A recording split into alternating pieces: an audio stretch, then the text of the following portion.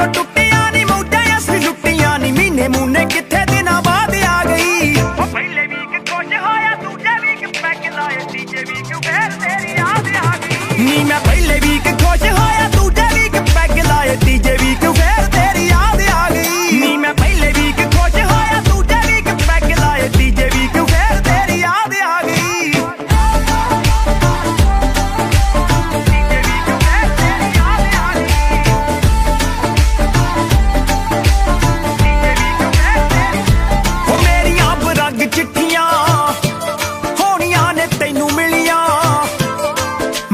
तैनू सब पासियों ब्लॉक करता नी तेरे दिते तोहफियां नू ते रंग विच पाके बल्लिए उपरों मैं जिंदा ला के लॉक करता। नींद चैन नाल आई जदों अख सी मैं लाई उदों सुपने च करन तू लाड आ गई। नी मैं पहले वीक खुश होया दूजे वीक पैग लाए तीजे वीक फिर तेरी याद आ गई। नी मैं पहले वीक खुश होया दूजे वीक पैग लाए तीजे वीक फिर तेरी याद आ गई।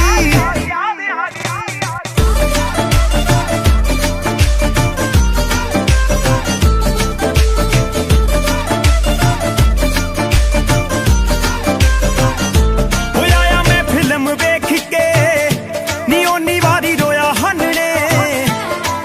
जिथे जिथे गल्लां साडियां सी मैच कीतियां नी खिच्चियां मैं रोंदे रोंदे ने भेजने लई तेरे वल नू ईमेल विच फोटोआं अटैच कीतियां। जदों नाम तेरा पाया फिर चेता मैनू आया ए तां ओही जेड़ी कर बर्बाद खा गई। नी मैं पहले वीक खुश होया दूजे वीक पैग लाए तीजे वीक फिर तेरी याद आ गई। नी मैं पहले वीक खुश होया दूजे वीक पैग लाए तीजे वीक फिर तेरी याद आ गई।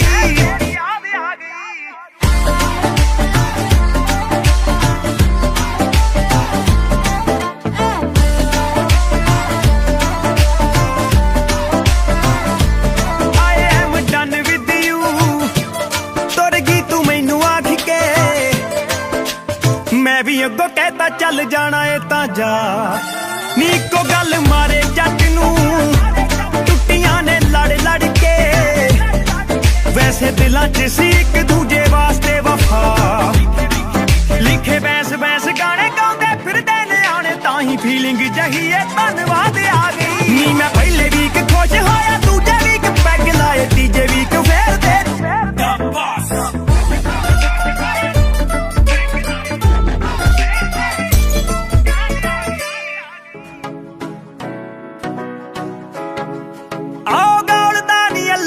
दिल तोड़ के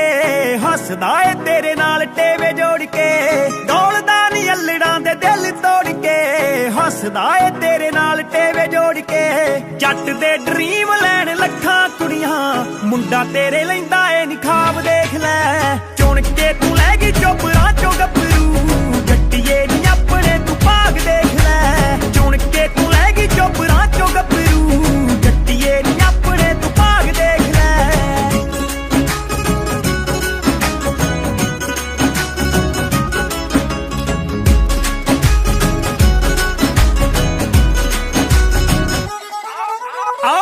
सारे कह के बाई बाई मिलते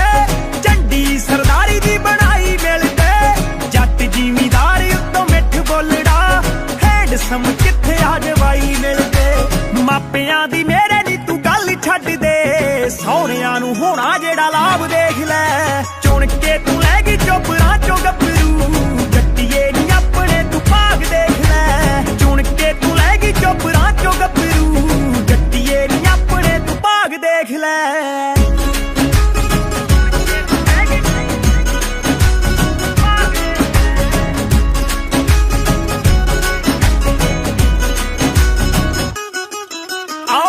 पटियाला शाही पग बल्लीए सारियां चों लगदा अलग बल्लीए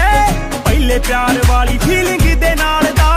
नारां दियां नींदरां दा ठग बल्लीए माझे तो दुआबे तक फुल चढ़ता मुंडे विच वसदा पंजाब देख लै चुन के तू लै गई चोपड़ां चो गभरू जट्टिए नी अपने तू भाग देख लै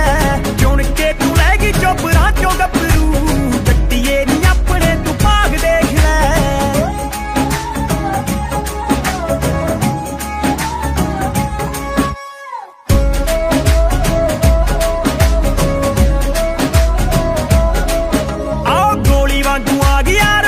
ਸੁਣੀ ਦੀ ਤੇਰੇ ਹੱਥ ਡੋਲਦੀ ਆ ਵੋਟ ਸੁਣੀ ਦੀ ਜਿਹੜੀ ਇਹ ਹਵਾਵਾਂ ਨਾਲ ਮੇਲਦੀ ਫਿਰੇ ਤੈਨੂੰ ਵਿਰਕਾਂ ਦੇ ਪੁੱਤ ਦੀ ਸਪੋਰਟ ਸੁਣੀ ਦੀ ਟੇਡਿਆਂ ਨੂੰ ਪੈਂਦਾ ਸੀ ਜੋ ਸਿੱਧਾ ਆਣ ਕੇ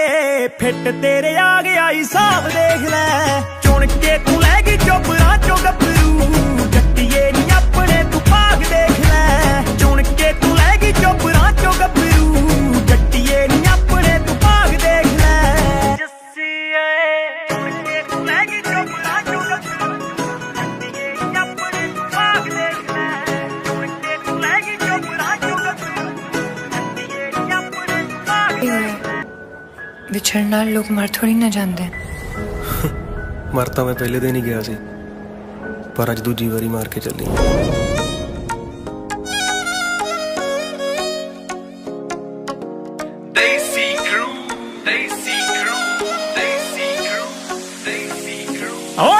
ਸਰਦਾਰਾਂ ਵਿੱਚ ਬਾਪੂ ਦਾ ਏ ਨਾਂ ਪੁੱਤ ਹੋਇਆ ਆਮ ਤੈਨੂੰ ਦਿਲ ਹਾਰ ਕੇ ਜਿਹਦੀ ਪ੍ਰੋਫਾਈਲ ਦੱਸੇ ਚੜਦਾ ਦੀ ਗੱਲ ਨਹੀਂ ਉਹ ਸੁਣਦਾ ਬਟਾਲਵੀ ਨੂੰ ਕੁੰਡੀ ਮਾਰ ਕੇ ਠੇਡੇ ਖਾਂਦਾ ਫਿਰਦਾ ਨਹੀਂ ਸੋਣੀਏ ਆਓ ਤੇਰੇ ਦਿਲ ਵਿੱਚੋਂ ਪੈਰ ਕੱਢ ਜਾਣ ਤੇ ਉਹ ਦੋ ਵਾਰੀ ਜੱਟ ਪਿੱਲਾ ਮਰਿਆ ਪਹਿਲਾਂ ਤੇਰੇ ਤੇ ਨਹੀਂ ਦੂਜਾ ਤੇਰੇ ਛੱਡ ਜਾਣ ਤੇ ਉਹ ਦੋ ਵਾਰੀ ਜੱਟ ਪਿੱਲਾ ਮਰਿਆ ਪਹਿਲਾਂ ਤੇਰੇ ਤੇ ਨਹੀਂ ਦੂਜਾ ਤੇਰੇ ਛੱਡ ਜਾਣ ਤੇ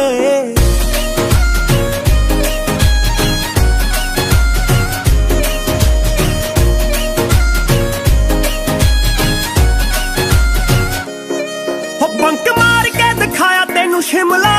ਤੂੰ ਵੀ ਸੈਮੀਨਾਰ ਆਈ ਘਰੇ ਬੋਲ ਕੇ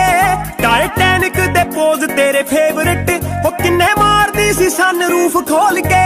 ਨਿਤ ਮਿਲਦੀ ਸੀ ਪਹਿਲਾਂ ਤੂੰ ਕਲਾਸ ਤੋਂ ਨੀ ਤੇਰੀ ਮਾਰਨਿੰਗ ਹੁੰਦੀ ਉਦੋਂ ਗੁੱਡ ਆਣ ਕੇ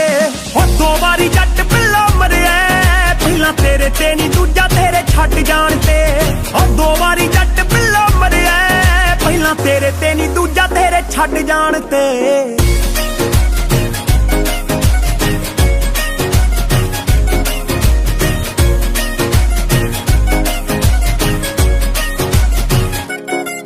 ਉਹ ਕਿਹੜਾ ਸੂਟ ਪਾ ਕੇ ਆਵਾਂ ਅੱਜ ਮੈਂ ਫੋਨ ਤੇ ਸੀ ਰੰਗ ਢੇਲੀ ਪੁੱਛਦੀ ਦੇਖਿਓ ਮਨਾਉਂਦਾ ਮੈਨੂੰ ਅਰਜਨ ਸਹੇਲੀਆਂ ਨੂੰ ਇਹੋ ਕਹਿ ਕੇ ਰੁੱਸਦੀ ਉਹ ਬਿੱਲ ਨੇ ਗਵਾ ਕੰਟੀਨ ਦੇ ਵਿਦ ਟਿਪ ਤਾਰੇ ਨੋਟਾਂ ਦਾ ਫਲੱਡ ਜਾਣ ਕੇ ਉਹ ਦੋ ਵਾਰੀ ਜੱਟ ਪਿੱਲਾ ਮਰਿਆ ਪਹਿਲਾਂ ਤੇਰੇ ਤੇ ਨਹੀਂ ਦੂਜਾ ਤੇਰੇ ਛੱਡ ਜਾਣ ਤੇ ਉਹ ਦੋ ਵਾਰੀ ਜੱਟ ਪਿੱਲਾ ਮਰਿਆ ਪਹਿਲਾਂ ਤੇਰੇ ਤੇ ਨਹੀਂ ਦੂਜਾ ਤੇਰੇ ਛੱਡ ਜਾਣ ਤੇ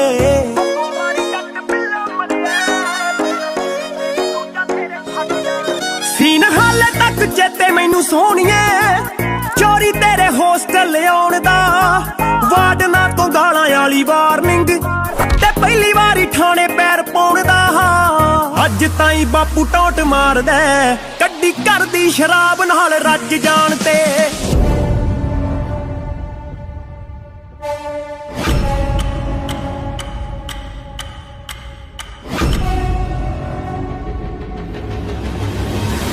ਦੋ ਵਾਰੀ ਜੱਟ ਪਿੱਲਾ ਮਰਿਆ ਪਹਿਲਾਂ ਤੇਰੇ ਤੇ ਨਹੀਂ ਦੂਜਾ ਤੇਰੇ ਛੱਡ ਜਾਣ ਤੇ ਉਹ ਦੋ ਵਾਰੀ ਜੱਟ ਪਿੱਲਾ ਮਰਿਆ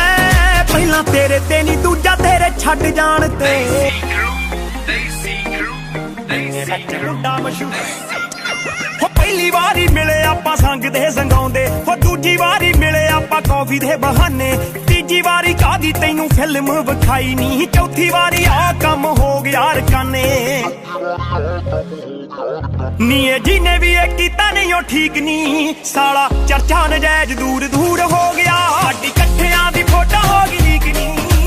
ਇੰਨੇ ਵਿੱਚ ਮੁੰਡਾ ਮਸ਼ਹੂਰ ਹੋ ਗਿਆ ਸਾਡੀ ਇਕੱਠਿਆਂ ਦੀ ਫੋਟੋ ਹੋ ਗਈ ਲੀਕ ਨਹੀਂ ਇੰਨੇ ਵਿੱਚ ਮੁੰਡਾ ਮਸ਼ਹੂਰ ਹੋ ਗਿਆ ਨਹੀਂ ਇੰਨੇ ਵਿੱਚ ਮੁੰਡਾ ਮਸ਼ਹੂਰ ਹੋ ਗਿਆ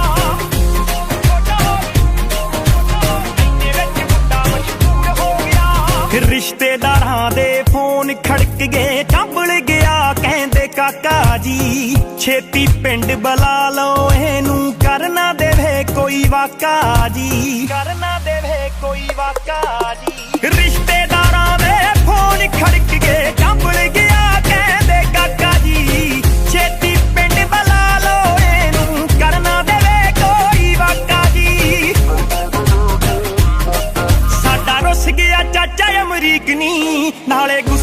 ਮਾਮਾ ਭਰਪੂਰ ਹੋ ਗਿਆ ਸਾਡੀ ਇਕੱਠਿਆਂ ਦੀ ਫੋਟੋ ਹੋ ਗਈ ਲੀਕ ਨੀ ਐਨੇ ਵਿੱਚ ਮੁੰਡਾ ਮਸ਼ਹੂਰ ਹੋ ਗਿਆ ਸਾਡੀ ਇਕੱਠਿਆਂ ਦੀ ਫੋਟੋ ਹੋ ਗਈ ਲੀਕ ਨੀ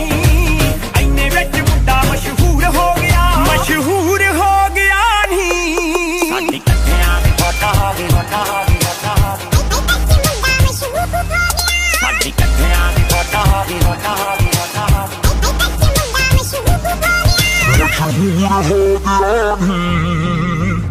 ਫੜ ਫੋਨ ਡਿਲੀਟ ਕਰਾਈ ਤਾਂ ਵੀ ਵੇਖ ਲੈ ਪਹੁੰਚ ਗਈ ਸਾਰੀਆਂ ਸੋਸ਼ਲ ਸਾਈਟਾਂ ਉੱਤੇ ਆਥਣ ਨੂੰ ਹੋ ਲੌਂਚ ਗਈ ਫੜ ਫੋਨ ਡਿਲੀਟ ਕਰਾਈ ਤਾਂ ਵੀ ਵੇਖ ਲੈ ਪਹੁੰਚ ਗਈ ਸਾਰੀਆਂ ਸੋਸ਼ਲ ਸਾਈਟਾਂ ਉੱਤੇ ਆਥਣ ਨੂੰ ਹੋ ਲੌਂਚ ਗਈ ਪੈ ਗਈ ਬਾਪੂ ਕੋਲੇ ਪੁੱਤ ਦੀ ਤਰੀਕ ਨੀ ਛੱਡ ਖਰੜ ਟਿਕਾਣਾ ਸੰਗਰੂਰ ਹੋ ਗਿਆ ਸਾਡੀ ਇਕੱਠਿਆਂ ਦੀ ਫੋਟੋ ਹੋ ਗਈ ਲੀਕ ਨੀ ਐਨੇ ਵਿੱਚ ਮੁੰਡਾ ਮਸ਼ਹੂਰ ਹੋ ਗਿਆ ਸਾਡੀ ਇਕੱਠਿਆਂ ਦੀ ਫੋਟੋ ਹੋ ਗਈ ਲੀਕ ਨੀ ਐਨੇ ਵਿੱਚ ਮੁੰਡਾ ਮਸ਼ਹੂਰ ਹੋ ਗਿਆ ਮਸ਼ਹੂਰ ਹੋ ਗਿਆ ਨੀ ਐਨੇ ਵਿੱਚ ਮੁੰਡਾ ਮਸ਼ਹੂਰ ਹੋ ਗਿਆ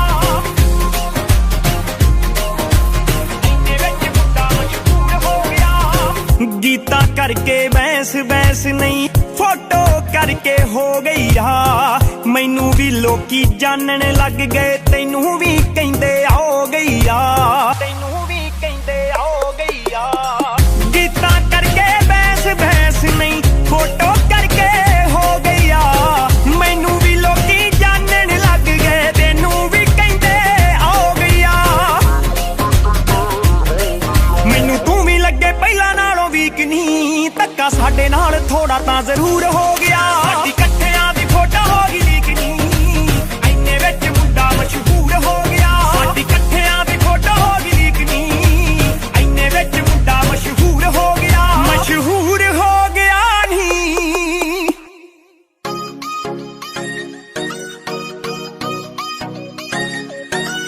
ਉਹ ਹੈਂਡਸਮ ਜੱਟਾ ਕਿਵੇਂ ਭੁੱਲੇਗਾ ਰਕਾਨ ਨੂੰ ਜਾਣਦੀਆਂ ਤੈਨੂੰ ਵੇ ਮੈਂ ਵੱਡੇ ਖੱਬੀ ਖਾਨ ਨੂੰ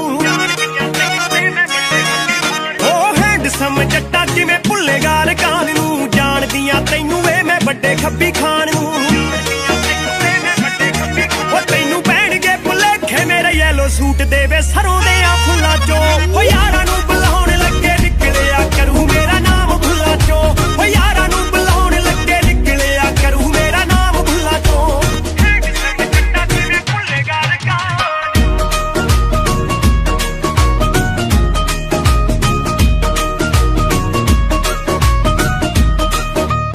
ਪੜ ਕੇ ਪੁਰਾਣੇ ਮੇਰੇ ਖੱਤ ਵੇਖ ਰੋਏਗਾ ਪਿਆ ਤੂੰ ਜਵਾਰੇ ਵਿੱਚ ਛੱਤ ਵੇਖ ਰੋਏਗਾ ਪੜ ਕੇ ਪੁਰਾਣੇ ਮੇਰੇ ਖੱਤ ਵੇਖ ਰੋਏਗਾ ਪਿਆ ਤੂੰ ਜਵਾਰੇ ਵਿੱਚ ਛੱਤ ਵੇਖ ਰੋਏਗਾ ਚਾਬੀਆਂ ਤੇ ਪਾਨਿਆਂ ਚੋਂ ਦਿਖਿਆ ਕਰੂ ਮੈਂ ਸਾਰਿਆਂ ਹੀ ਟੂਲਾਂ ਚੋਂ ਓ ਯਾਰਾਂ ਨੂੰ ਬੁਲਾਉਣ ਲੱਗੇ ਨਿਕਲਿਆ ਕਰੂ ਮੇਰਾ ਨਾਮ ਭੁੱਲਾਂ ਚੋਂ ਓ ਯਾਰਾਂ ਨੂੰ ਬੁਲਾਉਣ ਲੱਗੇ ਨਿਕਲਿਆ ਕਰੂ ਮੇਰਾ ਨਾਮ ਭੁੱਲਾਂ ਚੋਂ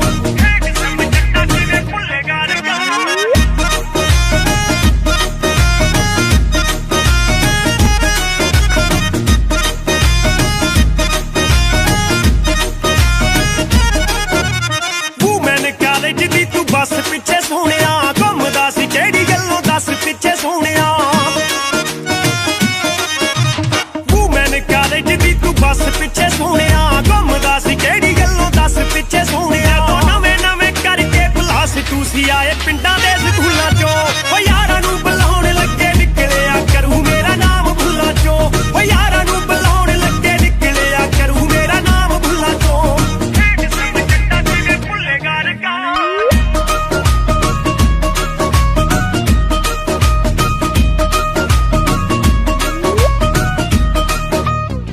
ਵੈਸ ਗੋਦ ਮੇਰੇ ਨਾਮ ਪਿੱਛੇ ਲਾ ਕੇ ਵੇ ਹੁਣ ਕਿੱਥੇ ਚੱਲਿਆ ਤੂੰ ਇੱਥੇ ਤੱਕ ਆ ਕੇ ਵੇ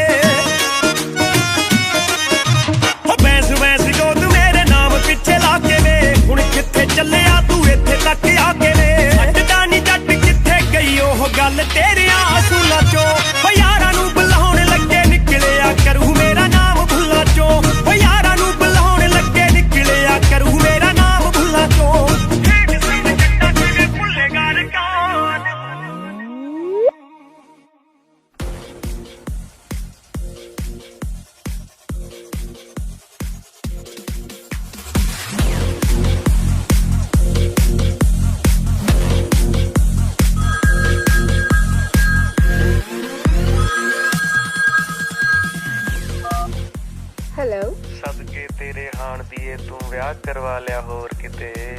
ਫੋਨ ਤੇ ਹੀ ਸੁਣ ਲਿਆ ਕਰਨੀ ਦਿਲ ਸਾਡੇ ਦਾ ਸ਼ੋਰ ਕਿਤੇ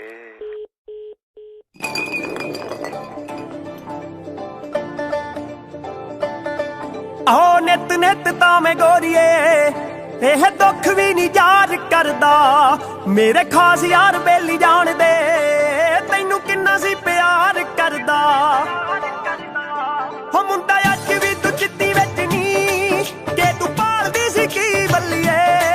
ਤੇਰੀ ਯਾਦ ਨਾਲ ਆਉਣੀ ਚਾਹੀਦੀ ਹੋ ਇੱਕ ਬੋਤਲ ਫਰੀ ਬੱਲੀਏ ਤੇਰੀ ਯਾਦ ਨਾਲ ਆਉਣੀ ਚਾਹੀਦੀ ਹੋ ਇੱਕ ਬੋਤਲ ਫਰੀ ਬੱਲੀਏ ਠੇਕੇ ਵਾਲਾ ਵੀ ਨਾ ਤਾਰ ਕਰਦਾ ਨਾ ਲੱਗੇ ਨੋਟਾਂ ਦੇ ਢੀ ਬੱਲੀਏ ਤੇਰੀ ਯਾਦ ਨਾਲ ਆਉਣੀ ਚਾਹੀਦੀ ਹੋ ਇੱਕ ਬੋਤਲ ਦਾ ਬਾਸ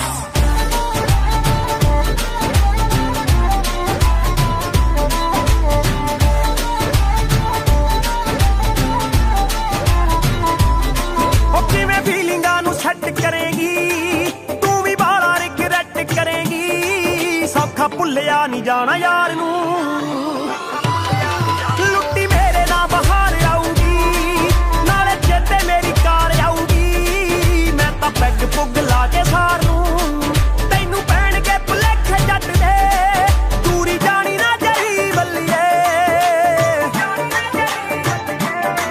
ਤੇਰੀ ਯਾਦ ਨਾਲ ਆਉਣੀ ਚਾਹੀਦੀ ਹੋ ਇੱਕ ਬੋਤਲ ਫਰੀ ਬੱਲੀਏ ਤੇਰੀ ਯਾਦ ਨਾਲ ਆਉਣੀ ਚਾਹੀਦੀ ਹੋ ਇੱਕ ਬੋਤਲ ਫਰੀ ਬੱਲੀਏ ਬੋਤਲ ਫਰੀ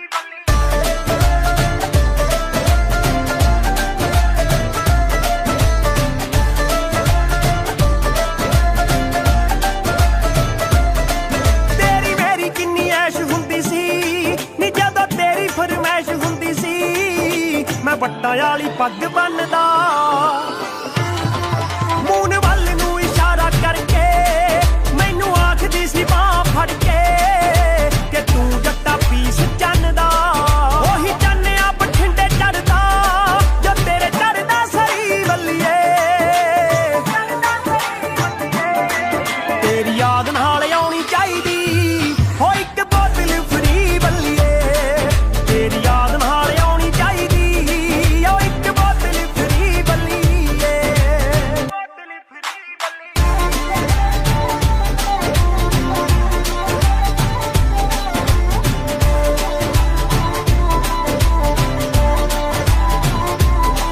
ਦੱਸ ਮੇਰੇ ਵੱਲੋਂ ਰਹਿ ਗਈ ਕੀ ਕਮੀ ਮੈਂ ਤਾਂ ਫੁੱਲ ਕੇਰ ਕਰੀ ਗੋਰੀਏ ਤੂੰ ਕੈਸਾ ਜੱਟ ਨੂੰ ਸੰਭਾਲ ਕੇ ਗਈ ਕਪਤਾਨ ਕਪਤਾਨ ਜੱਟ ਦੀ ਬਿੱਲੋ ਹਿੱਕ ਉੱਤੇ ਸੌਂਦੀ ਹੁੰਦੀ ਸੀ ਉਸੇ ਉੱਤੇ ਦੀਵਾ ਬਾਲ ਕੇ ਗਈ ਮੇਰੇ ਯਾਰ ਬੇਲੀ ਤਾਨੇ ਮਾਰਦੇ ਪੀ ਕੇ ਕਰਦੇ ਖਰੀ ਬੱਲੀਏ ਤੇਰੀ ਯਾਦ ਨਾਲ ਆਉਣੀ ਚਾਹੀਦੀ ਹੋ ਇੱਕ ਬੋਤਲ ਫਰੀ ਬੱਲੀਏ ਤੇਰੀ ਯਾਦ ਨਾਲ ਆਉਣੀ ਚਾਹੀਦੀ ਹੋ ਇੱਕ ਬੋਤਲ ਫਰੀ ਬੱਲੀਏ ਤੇਰੀ ਯਾਦ ਨਾਲ ਆਉਣੀ ਚਾਹੀਦੀ ਹੋ ਇੱਕ ਬੋਤਲ ਫਰੀ ਬੱਲੀਏ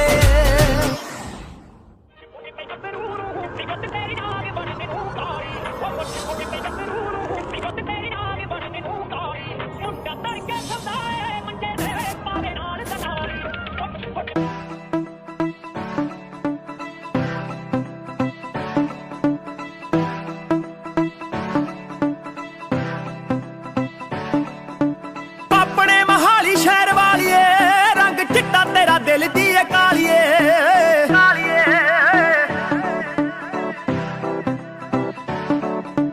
ਆਪਣੇ ਮਹਾਲੀ ਸ਼ਹਿਰ ਵਾਲੀਏ ਰੰਗ ਚਿੱਟਾ ਤੇਰਾ ਦਿਲ ਦੀ ਏ ਕਾਲੀਏ ਹੋ ਚੰਡੀਗੜ੍ਹ ਵੀ ਚੰਡਾਲ ਗੜ ਲੱਗਦਾ ਸੱਟ ਸਾਨੂੰ ਮਾਰ ਗਈ ਕਰਾਰੀ ਅਲੜੇ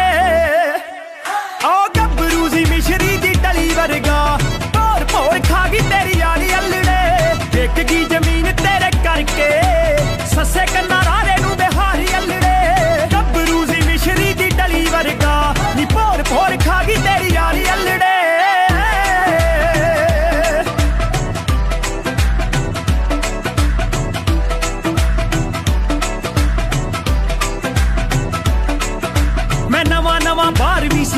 करके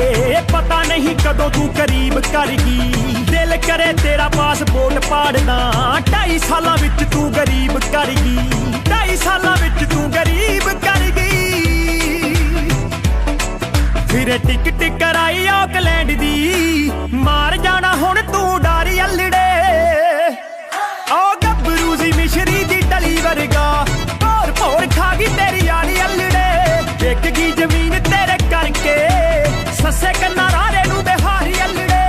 गब्बरू सी मिश्री दी डली वर्गा नी भोर भोर खा गई तेरी यारी अल्लड़े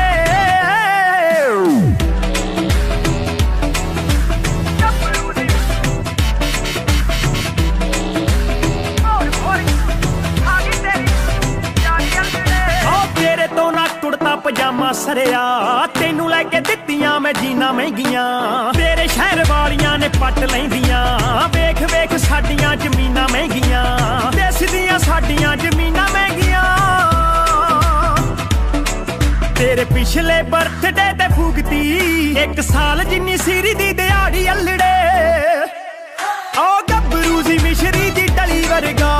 भोर भोर खा गई तेरी यारी अल्लड़े विक गई जमीन तेरे करके सस्से कन्ना रारे नू बिहारी अल्लड़े गब्बरू सी मिश्री दी डली वर्गा नी भोर भोर खा गई तेरी यारी अल्लड़े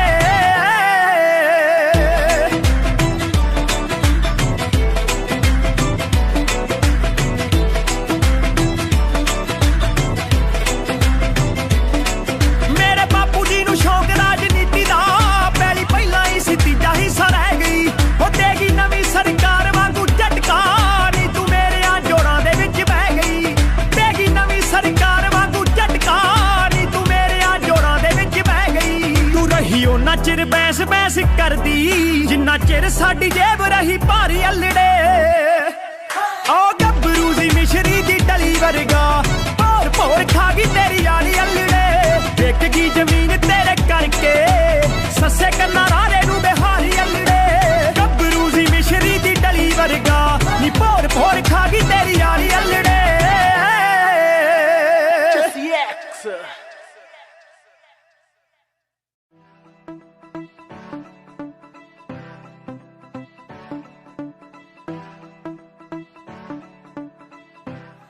गब्बरू सी मिश्री दी डली वर्गा भोर भोर खा गई तेरी यारी अल्लड़े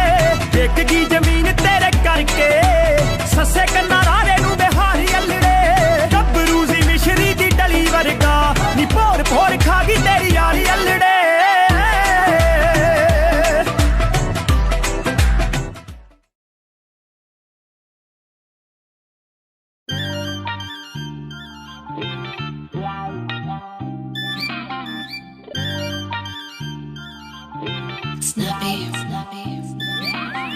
सारे शहर वाले जट्टा खांदे ते चोखार ने जोड़िया करीम नाल चुनवे जे यार ने हेडलाइन बने वे तू नित अखबार दी नेगेटिव इमेज बनाई फिर यार दी लोकां दियां गल्लां सुने मैं गैस मार दी आ हुंदा नित तेरा रौला वे तू जिंदगी सवारी नहीं ओ फिर तैनू जट बारे पूरी जानकारी नहीं फिर तैनू जट बारे पूरी जानकारी नहीं फिर तैनू जट बारे पूरी जानकारी नहीं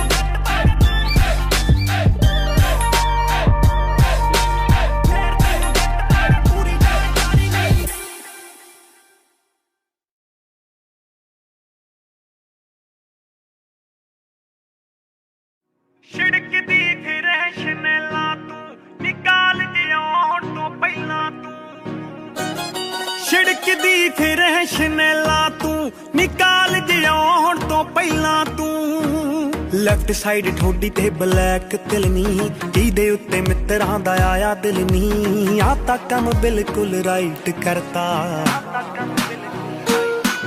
ਓ ਇੰਨੀ ਸੋਹਣੀ ਰੱਬ ਨੇ ਬਣਾ ਕੇ ਬੱਲੀਏ ਮਿੱਤਰਾਂ ਦਾ ਫਿਊਚਰ ਬ੍ਰਾਈਟ ਕਰਤਾ ਓ ਤੈਨੂੰ ਇੰਨੀ ਸੋਹਣੀ ਰੱਬ ਨੇ ਬਣਾ ਕੇ ਬੱਲੀਏ ਮਿੱਤਰਾਂ ਦਾ ਫਿਊਚਰ ਬ੍ਰਾਈਟ ਕਰਤਾ ਓਏ ਹੋਏ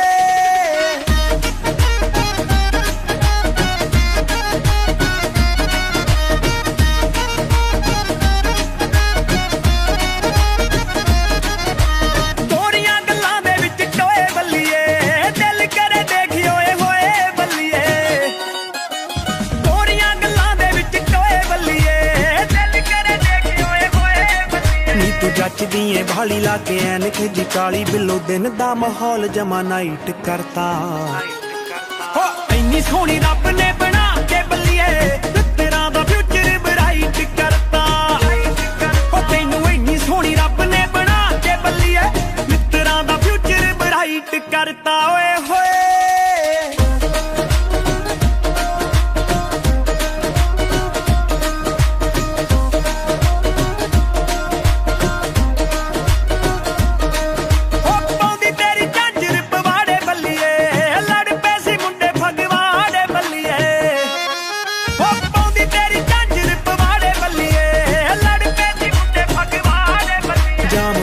ਸੀ ਟਾਊਨ ਤੂੰ ਕਰਾਤੇ ਸ਼ੀਸ਼ੇ ਡਾਊਨ ਪੁਲਿਸ ਨੇ ਨਾਕਾ ਕਹਿੰਦੇ ਟਾਈਟ ਕਰਤਾ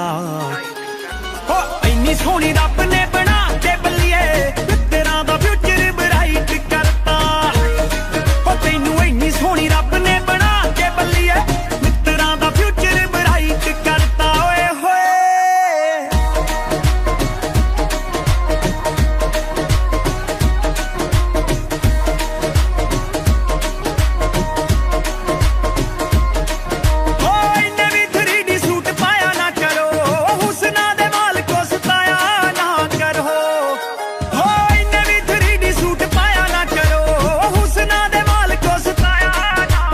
ਨਖਰਾ ਜਨਾਬ ਕਰੇ ਸਿਫਤਾਂ ਪੰਜਾਬ ਤਾਂ ਹੀ ਵੈਸ ਨਹੀਂ ਮੀਟੀ ਤੇ ਰਾਈਟ ਕਰਤਾ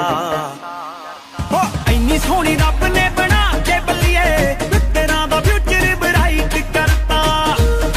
ਹੋ ਤੈਨੂੰ ਇੰਨੀ ਸੋਹਣੀ ਰੱਬ ਨੇ ਬਣਾ ਕੇ ਬੱਲੀਏ ਤੇਰਾ ਦਾ ਫਿਊਚਰ ਬ੍ਰਾਈਟ ਕਰਤਾ ਹੋ ਤੈਨੂੰ ਇੰਨੀ ਸੋਹਣੀ ਰੱਬ ਨੇ ਬਣਾ ਕੇ ਬੱਲੀਏ ਤੇਰਾ ਦਾ ਫਿਊਚਰ ਬ੍ਰਾਈਟ ਕਰਤਾ ਓਏ ਹੋਏ ਲੈ ਨਸ ਕੇ हंस हंस के मन कर तारी कट ले नस के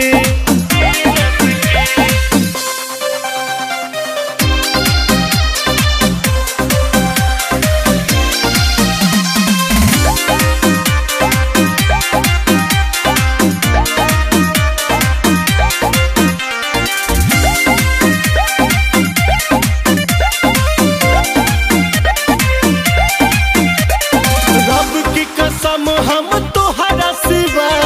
दूसरा के ना चाहनी हो तू हमारा के चाहे लू इस सोच के बड़ी खुश रहनी हो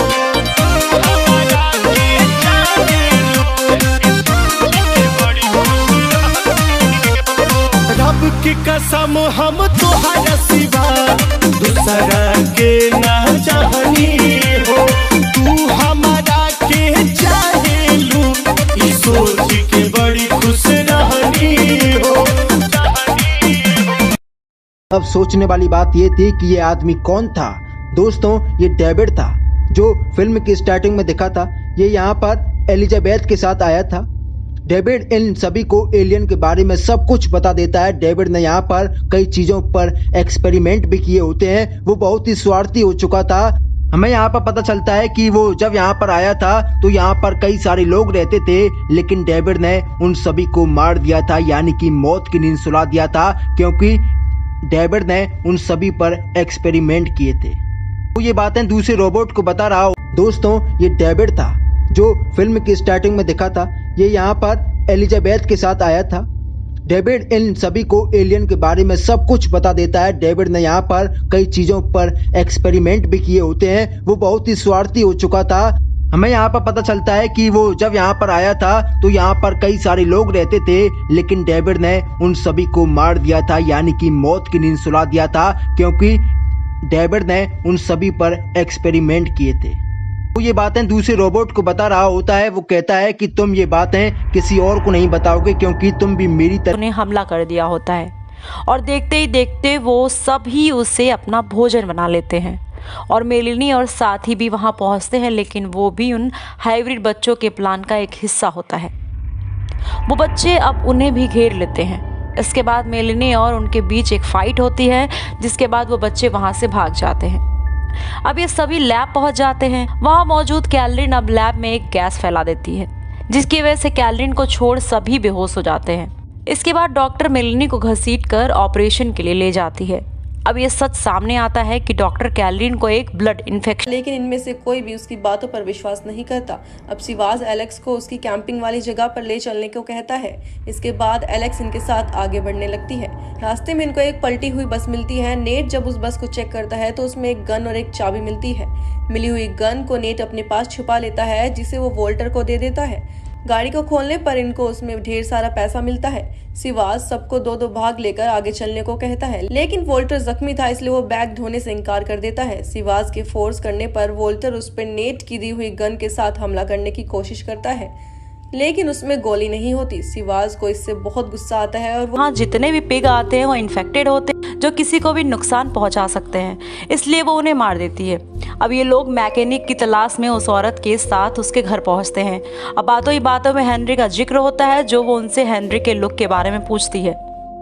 और एक फोटो भी दिखाती है। वो कहती है कि हेनरी उसका कजिन है। ये सुनते ही दोनों काफ़ी घबरा जाते हैं और वहाँ से जाने का फैसला करते हैं। अब सीन शिफ्ट होता है और दिखाया जाता है कि कैबिन के पास एक लेडी इंस्पेक्टर आती है, जिसका नाम विंगस्टन होता है। उसे पोल बताता है कि उन पर एक इन्फेक्टेड इंसान ने अटैक कर दिया था। वो अब रिपोर्ट लिखती है, लेकिन उस वक्त उस इंस्पेक्टर का बिहेव थोड़ा अजीब दर्द होता है।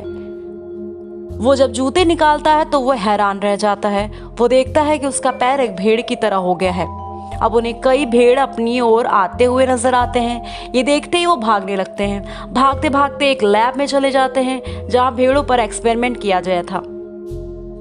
वहाँ उन्हें बिना खाल की एक भेड़ नजर आती है, जिस पर एक्सपेरिमेंट किया जा रहा था। इसी बीच एक साइंटिस्ट वहाँ आ जाती है। वो उनसे पूछती है कि आप लोग यहाँ क्या कर रहे हो, और काफी गुस्सा करने लगती है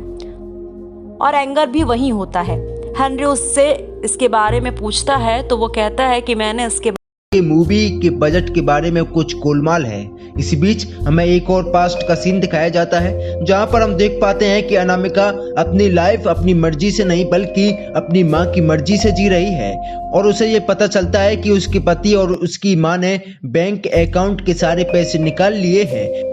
ये बात जानकर वो अपने प्रेमी के पास चली जाती है और उससे कहती है कि आई एम विद यू, यानी कि मैं तुम्हारे साथ हूँ, और फिर आगे कहती है कि मैं तुम्हारे साथ लंदन जाने के लिए तैयार हूँ। जिसके बाद अनामिका अपने घर पर आती है तो हम देख पाते हैं कि उसका पति कोई कांटेक्ट नहीं हो पाता है। अब डिलन यही सोच रहा था कि ये सब थ्रेडियस की गेम है, क्योंकि सारे हॉर्समैन्स ने मिलकर उसको अरेस्ट कराया था, और थ्रेडियस कहता है कि ये सब मैंने नहीं कराया है, लेकिन मैं ये जानता हूँ कि ये सब कैसे हुआ है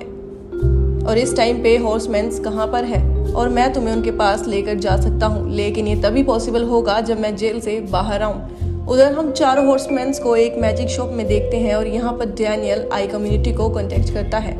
क्योंकि वोल्टर की बात मानने का भी उनका एक रीज़न था कि वो उस चिप को चुरा कर आई को दे देंगे, और इसलिए डैनियल अब आई को कॉन्टेक्ट करता है और अब वो बहुत ज़्यादा अलर्ट सिक्योरिटी से लड़ूंगा। एजेंट टीनेजर लड़ाई शुरू कर देता है, लेकिन फाइनली एनेबिस उसको पकड़ लेती है, तो एनेबिस सबके सामने लाइव आके उस बच्चे को मार देती है। उसके बाद रेड टेल्वन कहता है कि मैं उसे छोड़ूंगा नहीं, तो वो उसके पास उसके अड्डे पर जाता है और वहां जाकर उसे मारने की कोशिश करता है, लेकिन रेड टेल्वन भी मारा जाता है। जब प्रेसिडेंट को इस बात का पता चलता है तो वो परेशान हो जाता है कि ऐसे कैसे हो सकता है, रेड टेल्वन कैसे मर सकता है। राइट हुक ने एक और बच्चे को ट्रेनिंग दी थी जिसका नाम है लिटिल विंगर्स। वो भी मार्वलस मैन जैसा होता है और उसे बेचता है एनेबिस के अड्डे पर। वहां जाकर वो तबाही मचा देता है और सबको मार देता है। नाइट हुक कॉर्टेक्स से कहता नजर आता है, जिसके पास कई भेड़ें होती हैं। उसे अचानक भेड़ों की आवाज आने लगती है जो बेहद डरी हुई मालूम होती हैं। इस बीच कोई चीज जमीन के अंदर से ही फ्रेड को नीचे की ओर खींचने लगती है। इसके बाद सभी भेड़ भी मारी जाती हैं। अब वहाँ मैकी और अर्ल आते हैं। वो इस भयानक नज़ारे को देखकर बेहद घबरा जाते हैं। वो लोग फ्रेड को ढूंढने लगते हैं। फिर उन्हें जमीन पर उसकी कैप दिखाई देने लगती है। वो उसको उठाते ही वहां से 4 कदम की दूरी पर हट जाते हैं। दरअसल हैट के नीचे फ्रेड का कटा हुआ सिर होता है। ये देखने के बाद दोनों वहां से भाग खड़े ऑफ करने के लिए बोलता है, जिसके बाद सभी लाइट्स को बुझा दिया जाता है। अब उसकी बॉडी का चेकअप होता है तो पता चलता है कि वो बिल्कुल नॉर्मल इंसान की तरह ही काम कर रहा है। इसी तरह 3 दिन गुजर जाते हैं। अब उसे वापस विजिबल होने के लिए एंटीडोज को इंजेक्ट किया जाना होता है। इंजेक्ट करने के बाद उसके शरीर में तेज दर्द होने लगता है। इसके साथ ही वो विजिबल भी नहीं हो पाता है। उसे अब ऐसा लगता है कि वो मरने वाला है। उसकी हालत काफ़ी ख़राब होने लगती है। इसे देख उसके सहयोगी उसे एक मास्क लेप लगा देते हैं। अब धीरे धीरे वो मेंटली डिस्टर्ब भी होने लगा था। इसे लेकर काफ़ी परेशान भी था। जिंदा बच पाती है उस लड़की का नाम होता है सैली। उस लड़की ने पुलिस को अपना बयान दर्ज कराया था, जिसके बाद उसने इस बारे में किसी को भी नहीं बताया, यानी कि इस बारे में उसने कभी भी डिस्कस नहीं किया, क्योंकि दोस्तों ये बहुत ही भयावह कांड था। दोस्तों उस बयान में उसने एक खूनी का जिक्र किया था। खूनी ने चमड़े का मास्क पहना हुआ था, इसलिए वो उसका असली चेहरा देख नहीं पाई थी।